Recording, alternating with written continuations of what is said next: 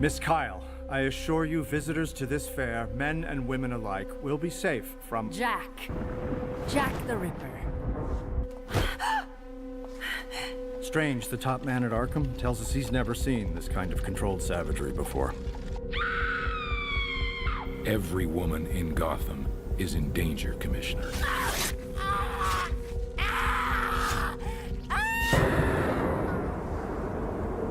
I think all Batman fans know about Gotham by Gaslight. Whether they've read it or not, they've seen the art, they've seen it on the internet, and it just draws you in. And people are really interested in that late 19th century London foggy world. It's such an interesting, obvious idea that you're kind of surprised in retrospect that nobody had ever thought of it before. It's like, oh yeah, Batman versus Jack the Ripper.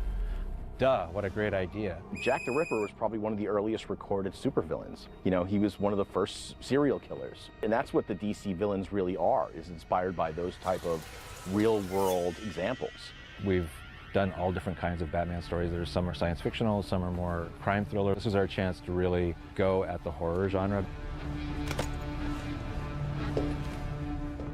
He simply burns the sin out of us.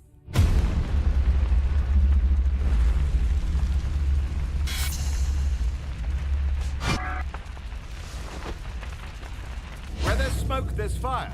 And there you'll always be, sir. It was the first of the official Elseworlds books. I mean, the book was such a success that DC Comics actually started an entire line of comics that were deliberately alternate universe versions of popular DC characters. There's something super fun about taking Batman, who is a character we know so well, and just plopping him down in different times. You know, seeing Pirate Batman, Caveman Batman. He himself doesn't change. You drop him down at any other time, and he's still a driven champion of justice and a great detective and a great fighter. I think the foundational idea was that in placing a hero in a different context or a different setting, you can still manage to find the essential character at his heart. Batman works, I think, pretty much wherever you put him. Other Elseworlds placed him all over the map, from the near future to the Civil War. I think the bottom line on the stories are that Batman is always Batman. That's how cool he is. Bat!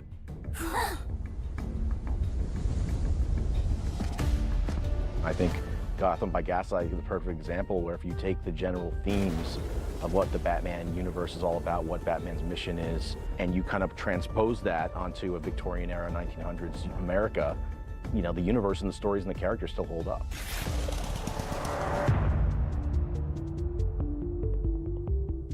The impetus for the project came from a good friend of mine by the name of Mark Waid, who at the time had not revolutionized the comics industry as a writer, who was at that point an editor. And Mark was editing something called The Secret Origins, a book in which he told, logically enough, the secret origins of all these DC characters. And just after he'd come off a run of the Superman characters and the Batman family and all of that, they gave him an annual. But he'd just done all these special origins. So he, just trying things out, talking to me as a friend and a co-editor, he said, what do you think about doing alternate origins? I was like, well, everyone knows the Batman origin, or everyone knows Superman flew here from Krypton. But what if, and then put in the what if he landed in Russia? That was actually one of Mark's ideas in the conversation, and it later on turned into Red Sun. I said, well, how about Batman in the Victorian era versus Jack the Ripper? If Batman is brought to his essence in every setting, and certainly in a Gothic setting, the essential villain should be a person who turns out to be a historical villain.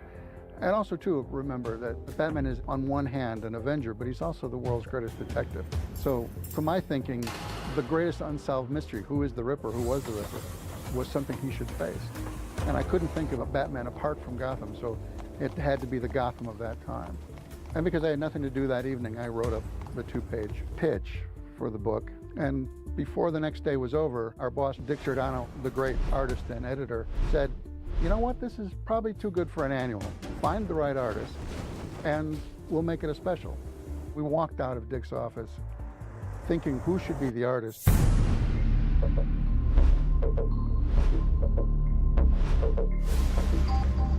There was Mike, and we went and pitched him, and he kept saying, I just finished this and I got to go over to Marvel. I'm signed on to do a Wolverine project. I have no time. And we said, well, just listen. And we pitched the story to him. And about halfway through, Mike started adding things. Oh, you know what would be cool? And I want him on a horse at some point. Okay. And we got to the end and he looked at us and he went, oh crap, I'm drawing this, aren't I? Mike sealed the deal as far as I'm concerned.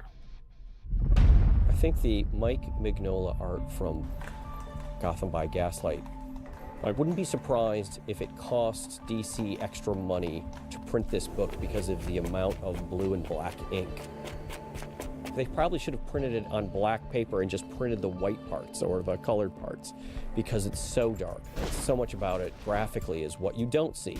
Well, I think minimalism, and that may not be a term Mike would use, when you eliminate the extraneous, when the focus is tight on what you've chosen to show, on this moment in time, or this character's reaction, or the emotion of a moment, you can play just a figure in the long shot and get as much or more emotion out of the posture of that figure against the black, or half washed in shadow, or for that matter, picked out by a little bit of light. And I think that's the same thematically with the story. It's about what you don't see and what you don't know. The dark compels you, makes you want to go further into it and see who is it, who's in there, what's lurking. If you really want to create a special Batman story, a special story set in Gotham, like, you better be really good and artistic and creative in how to use blacks, because it's been done before and done really, really well. Going back to, Batman the Animated Series, one of the most seminal pieces of work for Batman, all of their backgrounds started on black material, right? And they built off of black. And I think there's something to be said about that in terms of what Mignola was able to do with this book, using those blacks and those shades of black to tell a Batman story and shape his vision of Gotham, as well as Batman, the character. It was genius. I'm pretty sure Mike knew from the time he picked up a pencil what he wanted to draw. Very often when Mike had a fancy that he wanted, we just put it in the story because of course it'll be better. He's got people who've tried to imitate him. It just doesn't work because it's his own unique sensibility. And that's partly what I think people will remember about the graphic novel, is how striking it was at the time. And even if you see it now, it doesn't look like every other Batman book that has ever come out. It looks like a different world.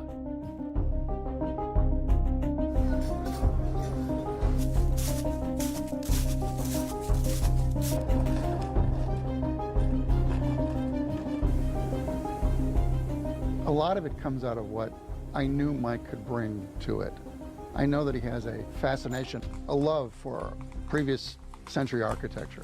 I mean, you look at anything he does, and the buildings are often very quickly sketched, but they're perfect. They summon an era, they summon the mood, that cloaked in his characteristic shadow, and it's perfect. We wanted the setting to look right. Monitoring the setting was very important. And then looking at the elements we could use within that. Well, we can't have a Batmobile. That didn't exist yet. What did exist? Well, elevated trains, horses. So we were very careful to kind of use the grit and detail of the period. It's such a powerful, interesting story and setting that it just seemed natural for an adaptation, given we've translated so many other seminal works of Batman and all these other DC stories into animated movies.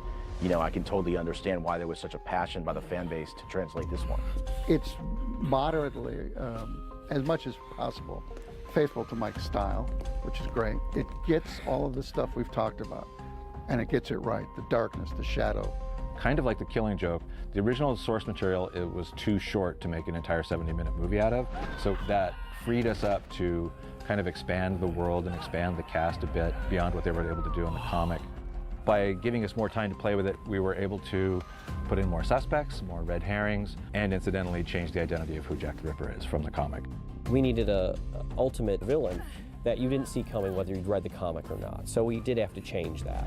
Jim and the team were fearless, right? And they knew that there were elements of the Batman IP that were not represented in the graphic novel that, if added in a very organic, strategic, tasteful way, added to the story and enhanced it. I think that fans of the original comic will appreciate the fact that we stayed as close to the tone and to the imagery of the original graphic novel as possible.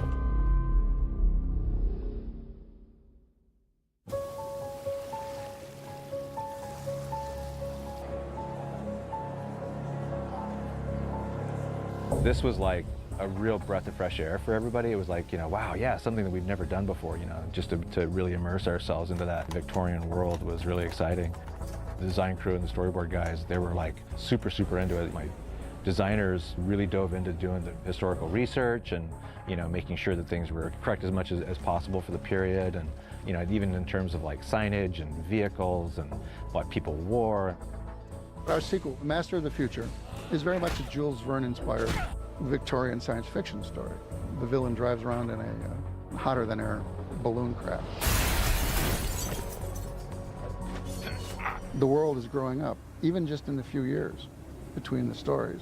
We're celebrating that growing up by giving the city a World's Fair. The Gotham World's Fair.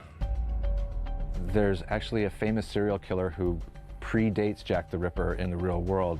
H.H. Holmes, who notoriously built himself a murder castle in Chicago, right around the same time they were doing the Chicago World's Fair. When I first started looking into the Chicago World's Fair and I looked up pictures of it online, I was like, wow, it's amazing. The visuals of it are just like astounding that they built like this entire city. We just thought that would be a really cool setting for some set pieces in the story and kind of just weirdly evocative of that whole Victorian glamour, but also the squalor of it and the dark underside of all of that. It literally shows what Gotham could be if Gotham was rid of degenerates and criminals and these elements that are infesting the city and causing it to be, less than ideal place to live. You're looking at what Gotham could be if it was cleaned up and if it was rid of all this. Gone. All gone. And the hope of Gotham with it. It was all phony anyway. We'll make something new. Something better. The second Augustan book, which is at the World's Fair, I'll put us in mind to Devil in the White City, which is the Chicago fair with that serial killer Holmes. But the big attraction at that fair was the world's first Ferris wheel. And you can't think of that Ferris wheel if you're a film fan without thinking of The Third Man. And then to watch it burn down, then it sort of becomes Son of Frankenstein when the windmill is in flames, and hopefully it has that sort of German expressionistic feel. German expressionism has everything to do, I think, with Mike's lighting and use of shadow. And his interest, frankly, in, Murnau and people like that, who did German expression, who were German expressionism. Mike's got one of the broader ranges of influence, and I think that's what makes him heads and shoulders above quite a lot of his contemporaries. When you think of Victorian London, the fog and the smoke and the new industrialization, it all echoes Gotham City with its old-fashioned Gothic, soaring cathedral buildings and gargoyles on every gutter of every building. And I think there's a natural shared world there.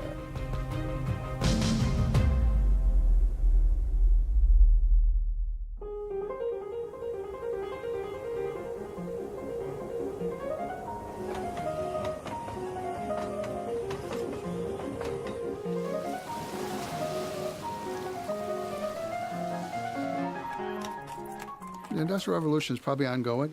We're on the cusp of what we now can derisively call the modern age. It was the rise of mass communication, more newspapers, big cities. Policing was starting to become a real definable and reliable thing. Gotham City, or any big city of the time, was literally bursting at the seams with people and new problems and everything that comes with this blossoming population. And among those things that grows in the darkness is bad guy stuff, villainy and terrible things. Batman fits wherever there is evil to fight. That's the essence of the character. The Industrial Revolution was the devil's work to a lot of people because it dirtied the purity of what was small-town, pastoral America, but it's also what dragged us forward, and it's what built the big cities. It's what employed all of these people who flowed into those cities. And this is also an era that's right before the suffragettes start, their movements. It was a moment unlike any other. America's about to blow open. A mutual friend told me you like to solve mysteries ever since you were a boy. If you look at those early Batman comics, Bill Finger, Bob Kane, there's already a lot of smoke and a lot of mystery and a lot of mystery solving going on. When Batman starts, he's less of a superhero and more of a detective. That core component of the character is what makes him so applicable to this Victorian setting. And this feels so natural. What have you there? It's a membership pin from the Dionysus Club. It was at the scene. It's so evocative of everything that kind of makes Batman who he is, the Sherlock Holmesiness of it, which is obviously, you know, one of Batman's ancestors, literarily. Cheap paper with no watermark. The hand is that of a man with some education disguised to look like a man with none. You know, I would say the Venn diagram of Batman fans and Sherlock Holmes fans, there's a huge intersection. And while we found him in a different setting and we found a variant version of him, he is essentially Batman. He is the man who will not stop. He is the detective par excellence. He is going to keep on coming. He's also scarred and driven and marked early by horror in the killing of his parents. There is essential drama in the fact of Batman.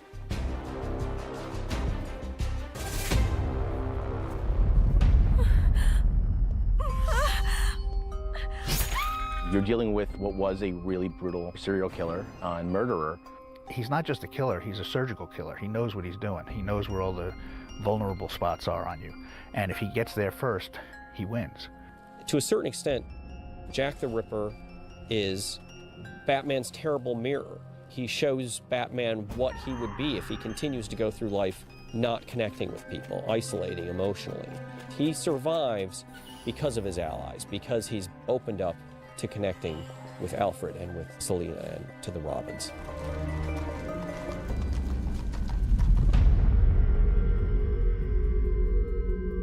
Well, this is historically true, that Ripper exposed the thin tissue between the classes in England. And what the Ripper did in England was point to the fact that if we could all be murdered suddenly by someone who you can never see coming, we're all the same. We are bonded in tragedy by our common humanity. And I think what the Ripper points to, he points to the far past. He points to our caveman fears. He is an avatar of fear and death at a time when we're starting to believe we can live forever.